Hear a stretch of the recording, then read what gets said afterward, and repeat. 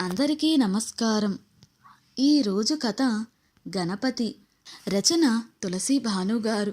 ఇంకా స్టోరీలోకి వెళ్ళిపోదామా? గణపతికి 78 ఏళ్ళు. 2 ఏళ్ల ముందు భార్య శ్రీనిధి చనిపోయింది. అప్పటి నుండి ఒంటరిగా అయిపోయి తన అపార్ట్మెంట్లో అలా రోజులు గడిపేస్తున్నారు. పొద్దున లేవగానే వంటింట్లోంచి భార్య శ్రీనిధి పూజ మంత్రాలు నోటితో అనుకుంటూ మధ్య మధ్యలో గిన్నెలో గరిటెలో శబ్దాలు వస్తూ ఉండే సంఘటనలు ఇప్పుడు లేవు. సిరి అని తను పిలిస్తే ఆ వస్తున్నా అని పలికే ఆ గొంతు లేదు. కమ్మటి కాఫీ డికాషన్ సువాసనలు లేవు. ఈ గతపు ఆలోచనలు తనని ఇంకా నీరసపరుస్తున్నాయని అర్థమై తల విదిలించుకుని ఆలోచనలను తరిమికొట్టి నెమ్మదిగా తయారై ఉదయపు నడకకి బయలుదేరాడు గణపతి. కర్ర చేత పట్టుకుని లిఫ్ట్ ముందు నించున్నాడు. లిఫ్ట్ డోరు తెరుచుకోగానే ఒక యువజంట బయటకు వచ్చారు. తన ఫ్లాట్ ఎదురు ఫ్లాట్ తలుపు తీస్తున్నారు. అది చూసి గణపతి ఓహో కొత్తగా వచ్చినట్టున్నారు అనుకున్నాడు. ఓ గంటసేపు కాసేపు నడిచి కాసేపు పార్కులో కూర్చుని కొంచెం మనసుకు హుషారు తెచ్చుకుని ఇంటికొచ్చాడు. ఇప్పుడు ఎవరూ లేని నా బతుకుకు అర్థమేమిటి అని ఎన్నోసార్లు ప్రశ్నించుకున్నాడు. అవసరమా ఈ ఒంటరి బతుకు అని ఎన్నోసార్లు విరక్తి చెందాడు. కానీ ఒకరోజు టీవీలో మీ శ్రేయోభిలాషి అనే సినిమా చూశాడు. అందులో ఒక వృద్ధ జంట కొంతమందితో పాటు తాము ఆత్మహత్య చేసుకోవాలని అనుకుంటారు. చివరి సీనులో రాజేంద్ర ప్రసాద్ పాత్ర వారికి ఒక డైలాగ్ వినిపిస్తాడు. మీరు పెద్దవారు, ఇంత జీవితంలో ఎన్నో చూసి ఉంటారు. కొన్నిసార్లు అనుకోని ఎన్నో సమస్యలు అధిగమించి ఉంటారు. ఇన్నేళ్లు దేవుడు ఎలా ఇస్తే అలాంటి జీవితాన్ని చూశారు, గడిపారు. మరిప్పుడు దేవుడు మీకు ఎలాంటి ముగింపు ఇస్తాడో వేచి చూసి తెలుసుకుంటే బాగుంటుంది. కానీ మీరే ఎందుకు మీ ముగింపు నిర్ణయించుకుంటున్నారు అని. ఆ మాటల్లో ఒక అందమైన భావన. నిజమే, కొంతకాలం ఉండే బాధలు భరించలేక ఆ బాధతో కన్నుమూసే కంటే దేవుడు మంచి ముగింపేదో రాసిపెట్టి ఉంటాడు. అదేదో చూడకుండా పోవాలనుకోవడం ఎందుకు అని గణపతి అర్థం చేసుకున్నాడు.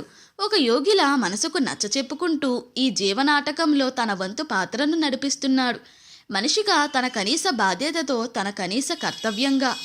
ఎదురుగా ఉన్న జంట ఆర్తి, ప్రేమ్. ఇద్దరు ఉద్యోగస్తులు, మంచి జంటే. ఒకసారి తాతగారు టీ తాగి వెళ్తురు రండి అని పిలిచారు. ఒక శనివారం సాయంత్రం. వెళ్ళాలని అనిపించకపోయినా సరే కాని ఒకసారి వెళ్ళొస్తాను అనుకుని గణపతి ఆర్తి, ప్రేమ్ ఇంటికి వెళ్ళాడు. టీ తాగుతుంటే ప్రేమ్ మేమిద్దరం ప్రేమ వివాహం చేసుకున్నామని చెప్పాడు. ఇరువైపులా మా పెద్దలకు ఇష్టం లేదు, అందుకే ఇప్పుడు తమకి ఫ్రెండ్స్ తప్ప చుట్టాలెవరూ లేరని చెప్పారు.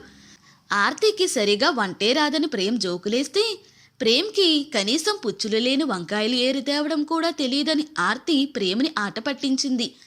గణపతికి పెళ్ళైన కొత్తలో సిరి తన కూరలు మంచివి తేకపోతే ఎలా గొడవేసుకునేదో గుర్తుకొచ్చింది. ఏదో ఆలోచిస్తున్న తాతగారిని చూసి ఆర్తి తాతగారు ఏమైంది? ఏం లేదమ్మా, మీ అమ్మమ్మ గుర్తొచ్చింది అన్నాడు గణపతి నవ్వేస్తూ. దాదాపు 2 ఏళ్ళు మాటలు మానేసి హుషారు లేకుండా ఒంటరిగా సమయం గడుపుతూ డిప్రెషన్లోకి వెళ్ళిపోయాడు గణపతి. ఇప్పుడు ఆర్తి, ప్రేమ్లతో మాటలు, ఒకరింటికొకరు రాకపోకలు జరుగుతున్నాయి. ఆర్తికి వంట రాదు, ప్రేమ్కి ఇల్లు నడపడమెలో తెలియదు. తాత అని వారిద్దరూ ఏదైనా సమస్య చెబితే తన అనుభవానికి తెలిసిన సలహా ఏదో చెప్పేవాడు గణపతి. ఏ చెట్టు లేని ఊరిలో ఆముదం చెట్టే మహావృక్షమన్నట్టు అసలే పని చేతకాని ఆర్తి, ప్రేమలకు తాతగారి అరాకొరా సలహాలే గొప్పగా అనిపించేవి. 3 ఏళ్ళు అలా గడిచిపోయింది. ఆర్తి, ప్రేమలకు పెద్ద దిక్కయ్యాడు గణపతి. గణపతికి కనీసం ఎవరో ఒకరు తోడు అన్నట్టు ఆర్తి, ప్రేమ్. ఇప్పుడు ఆర్తి, ప్రేమ్ ముందు కంటే కొంచెం ఇంటిని దిద్దుకోవడంలో సమర్థులయ్యారు. ఆర్తి తల్లి కాబోతుంది అన్న శుభవార్త చెప్పి ప్రేమ్ వాళ్ళు స్వీట్ తెచ్చారు గణపతి కోసం. గణపతికి కూడా ఆనందంగా అనిపించింది. ఆర్తికి తనలో మార్పులకు, ఆరోగ్యంలోని ఇబ్బందులకు ఒక్కోసారి అయోమయమయ్యేది. డాక్టర్ని కనుక్కుని జాగ్రత్తగా ఉన్నా కొన్నిసార్లు కంగారుగా ఉండేది ఆర్తికి. గణపతికి కూడా ఇవేవి సరిగ్గా తెలియనివే అయినా ప్రేమ్ ఆర్తి గురించి చెప్పుకుని బాధపడుతుంటే తనకు తోచినట్టు సలహా, ధైర్యం చెప్పేవాడు గణపతి. ఆమని అని ఒక పనమ్మాయిని నెలకు 5,000 చొప్పున కుదుర్చుకున్నారు ఆర్తి వాళ్ళు. ఆర్తికి కాస్త ఆడతోడుగా ఆమని ఆధారమయ్యింది. నెలలు నిండి డెలివరీ సమయం వచ్చింది. అందంగా నిండుగా పాప పుట్టింది. మహాలక్ష్మి అని పేరు పెట్టుకున్నారు. నాకు మా నానమ్మ అంటే చాలా ఇష్టం, అందుకే ఆవిడ పేరు పెట్టుకుందాం అని ప్రేమ్ మహాలక్ష్మి అని పాపకి పేరు పెట్టాడు. మహా చాలా చురుకు. ఆమెని కొంచెం తిండికి చీరలకి ఆశపడే రకమే అయినా పాపని మాత్రం కంటికి రెప్పలా చూసుకునేది. పాపకి సంవత్సరం నిండింది.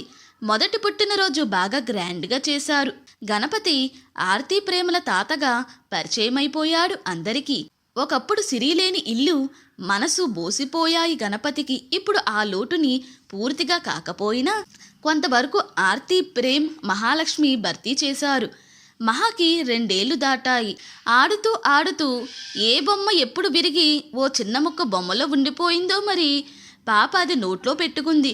అప్పుడే వంటింట్లోంచి వస్తూ ఆర్తి మహాని చూసింది. పాపకి ఊపిరి ఆడనట్టు ఇబ్బందిగా ఏడుస్తుంది. ప్రేమ్ అని ఒక్క కేక పెట్టింది ఆర్తి. గణపతి ఇంటి ముందు గణపతితో ప్రేమ్ మాట్లాడుతూ ఉన్నాడు. ఆ అరుపుకు ప్రేమ్ ఇంట్లోకి ఒక్క పరుగును పెట్టాడు. గణపతి కూడా వెనకాలే వెళ్ళాడు. ఆర్తి మహాని ఎత్తుకుంది. మహా చేతుల్లో కుదురుగా ఉండలేక ఉక్కిరిబిక్కిరవుతుంది. ఆర్తి ఏడ్చేస్తూ చెప్పింది మహా నోట్లో ఏదో ఇరుక్కుంది అని. తన చూపుడు వేలు మహా నోట్లోకి పోనిచ్చి బయటకు తీయాలని చూస్తుంది. కానీ మహా తల అటూ ఇటూ తిప్పేస్తుంది. ప్రేమ్కి కంగారుగా ఉంది. మహా ఇబ్బంది పడుతూ ఏడుస్తుంది. ఆర్తికి ఏడుపొచ్చేస్తుంది. ప్రేమ్కి భయం వేస్తుంది. గణపతికి ఒకసారి చిన్నప్పుడు తమ స్నేహితురాల ఇంట్లో ఒక బాబుకి ఇలానే జరిగితే సిరి ఆ బాబుని ఎలా చేసిందో గుర్తొచ్చింది. వెంటనే మహాని తన వణుకుతున్న చేతులతో ఎత్తుకుని తలకిందులు చేసి ప్రేమ్ పాప వీపుని అరచేత్తో కొడుతూ ఉండు అని చెప్పాడు గణపతి ప్రేమ్కి. ప్రేమ్ తాత చెప్పినట్టు చేశాడు. మహాని తలకిందులు చేసి వీపుని గట్టిగా దెబ్బలు వేసేసరికి నోటికి అడ్డుపడిన బొమ్మ ముక్క కిందకు పడిపోయింది. మహా దాదాపు కళ్ళు తేలేసిన పిల్ల ఇప్పుడు కాస్త తేరుకుంది, కానీ ఏడ్చేస్తుంది. ప్రేమ్ ఎందుకైనా మంచిది పద ఒకసారి డాక్టర్తో చెక్ చేయిద్దాం అని డాక్టర్కి మహాని చూపించి జరిగింది ఇది అని చెప్పారు. డాక్టర్ మహాని చూసి భయమేమీ లేదని చెప్పి పిల్లలున్న ఇళ్లల్లో ఇవి సాధారణంగా జరుగుతూనే ఉంటాయి, కానీ పిల్లల మీద ఓ చూపు వేసి ఉంటూనే ఉండాలి. తాతగారు సమయానికి సరిగ్గా చేసి పాపని కాపాడారు అని చెప్పారు. ఆర్తి ప్రేమ్ తాతకు చేతులు జోడించి చెప్పారు, మీ వల్ల మా పాప మాకు దక్కింది అని. తాత ఆప్యాయంగా ముగ్గురిని దగ్గరకు తీసుకున్నారు. తాతగారు ఒంటరితనంతో ఎండిన గుండెకు ప్రేమ వసంతం వచ్చినట్టుగా ఒక చిన్న తృప్తి కలిగింది గణపతికి. ఆ రాత్రి నిద్రలో తన గుండె ఆగిపోగా ప్రశాంతంగా ఈ లోకానికి సెలవు చెప్పాడు గణపతి. దేవుడు గణపతికి రాసి ఉంచిన ముగింపు ఇదేనేమో. ఆర్తి ప్రేమ్ పిల్లలు లేని గణపతికి అన్ని దగ్గరుండి చేసి గౌరవంగా సాగనంపారు. ఎవరికెవరు ఈ లోకంలో ఎవరికి ఎరుక, ఈ దారెటు పోతుందో ఎవరిని అడగక. దేవుడు లేదా విధి లేదా కాలం అందించే విషయాలు, సంఘటనలు, బంధాలు, అశాశ్వతం, రక్తబంధం, స్నేహబంధం ఇలాంటి విభిన్నమైన ఎన్నెన్నో అంశాలను పోషించే మహానటులం మనమంతా. చాలామంది నటిస్తారు, పాత్రానుసారం నడుస్తారు, కొంతమంది జీవిస్తారు. మీరే కోవకు చెందుతారో, ఏ పరిధిలో ఉండదలుచుకుంటారో మీరే నిశ్చయించుకోవాలి. జీవితం తాలూకు ప్రారంభం ఎలా అయినా ఉన్నా సరే జీవిత గమనాన్ని మంచిగా సాగిస్తూ అర్థవంతంగా మలుచుకుంటూ అందమైన ముగింపుకు దారి తీసేలా మార్గం వేసుకోవాలి. ఇంతటితో ఈ స్టోరీ ముగిసింది. ఈ స్టోరీ కనుక మీకు నచ్చినట్లయితే ప్లీజ్ లైక్, షేర్, సబ్స్క్రైబ్.